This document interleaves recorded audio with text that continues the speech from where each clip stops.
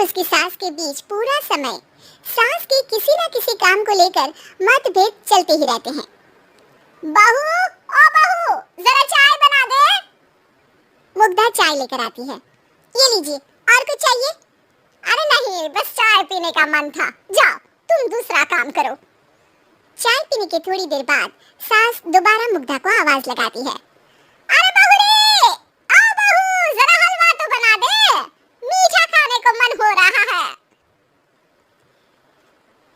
इसी तरह मुग्धा की सास पूरा समय कोई ना कोई काम बताकर उसे रसोई से बाहर तक निकलने नहीं देती।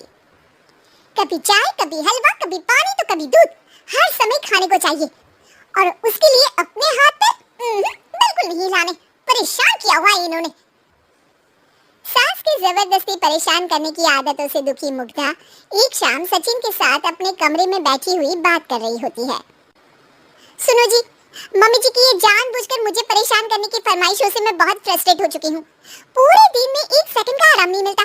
रसोई से बाहर कदम रखती नहीं कि बहू ये बना दे, बहू रे वो बना दे। अरे इनकी फरमाइशें चलती रहती है। अरे मुग्धा, माँ खाने की शौकीन है पर उम्र हो चली है, खुद खाना नहीं बना सकती, इसलिए तुमसे बोलती है। अरे तो शौक भी उम्र देख कर रखने चाहिए ना। समझ में नहीं आता, हर समय फेविकॉल का जोड़ लगाए सोफे से चिपके बैठी रहती है। इतना सब डाइजेस्ट कैसे हो जाता है उन्हें? अरे तुम मेरी माँ से इतनी नफरत कैसे कर सकती हो? मैं उसे नफरत नहीं करती जी, बस परेशान हूँ। जहाँ मुग्धा अपने पति से ये सब बोल रही होती है, वहीं उसकी सास भी कमरे के बाहर दरवाजे से कान लगाए सारी बातें सुन रही होती है और अगली दोपहर रसोई में मुग्धा के पास जाती है। बहू, आज ना मेरा कुछ मसालेदार खाने का मन है, तो चाय बना दो, मुझे बहुत पसंद है। अरे ना, ऐसा कर लिट्टी चोखा बना ले, और हाँ, जितना मसाला बातों में मिलाकर पति को सुनाती हो ना, सब्जी में भी वैसे ही डाला करो, खाना स्वादिष्ट बनेगा। सास की बात सुनकर मुग्धा हैरान रह जाती है। मतलब अब पूरा समय मुझ पर हुक्म चलाने के साथ बंद कमरे में हुई पति पत्नी के बीच की बातें भी सुनती है? अरे बात जब मेरी थी तो सुनने में क्या दिक्कत है? ये कहकर सास वहां से चली जाती है। अरे अब तो हद पार हो गई, इस तरह से तो ये मेरा जीना मुश्किल कर देंगी।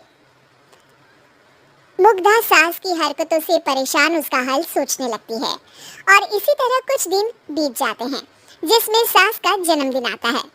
मुग्धा बहुत खुशी के साथ अपनी सास को एंड्रॉइड मोबाइल गिफ्ट करती है। मम्मी, आपको सबसे बात करने के लिए बहुत दिक्कत होती है ना, कभी सचिन तो कभी मुझे बोलना पड़ता है, पर इस मोबाइल से आपको कोई दिक्कत नहीं होगी। एक जगह बैठे बैठे बहुत कुछ कर सकती हैं अब आप। मोबाइल देख सासू माँ खुश हो जाती है, पर उसे इस्तेमाल करना तो आता नहीं, इसलिए साइड में रख देती है। जिसे देख मुग्धा घर का सारा काम छोड़ मोबाइल सेट कर सास को इस्तेमाल करना सिखाने लगती है, जिसके बाद अब सास पूरा समय मोबाइल में ही लगी रहती है। हाय, जब से मम्मी को मोबाइल मिला है मेरी लाइफ में कितनी शांति आई है।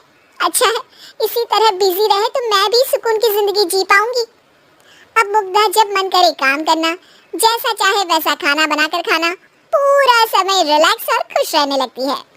क्या बात है, आजकल तुम बहुत चहक रही हो। अरे मम्मी जी से छुटकारा जो मिला है, अब ना फरमाइशें ना छुप छुप कर बातें सुनना। अच्छा, तो मोबाइल गिफ्ट करने की ये स्कीम थी।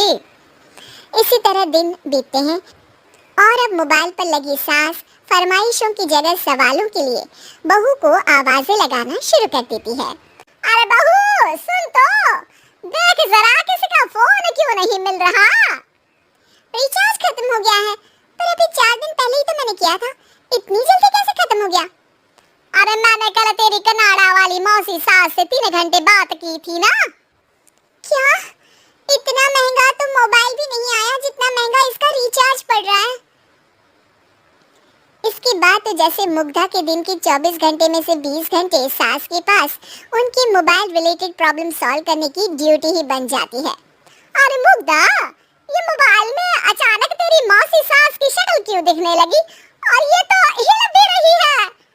मम्मी, ये गूगल डुओ का वीडियो कॉल है, इसमें आप बात करने के साथ एक दूसरे की शक्ल भी देख सकती हो। अच्छा, ये तूने मुझे पहले क्यों नहीं बताया? अब बताने के लिए पहले नहीं बताया। बीच सचिन भी वहां जाता है और सास अपनी वीडियो कॉल में बिजी हो जाती है। क्यों, सास बहू में क्या गपशप चल रही है? इसे गपशप नहीं, दिमाग का दही होना बोलते हैं। पर तुम तो मम्मी को मोबाइल देकर बहुत खुश थी, फिर क्या हुआ? हाँ, उसका सुकून भी कुछ ही दिन मिला।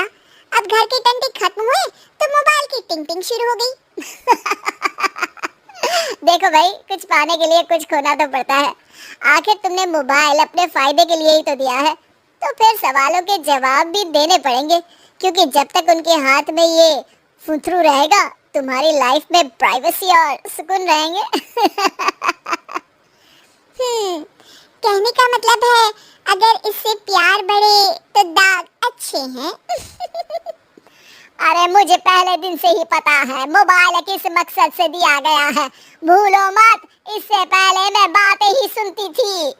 सास की ये बात सुनकर मुग्धा शॉक में और सचिन हंसता रह जाता है।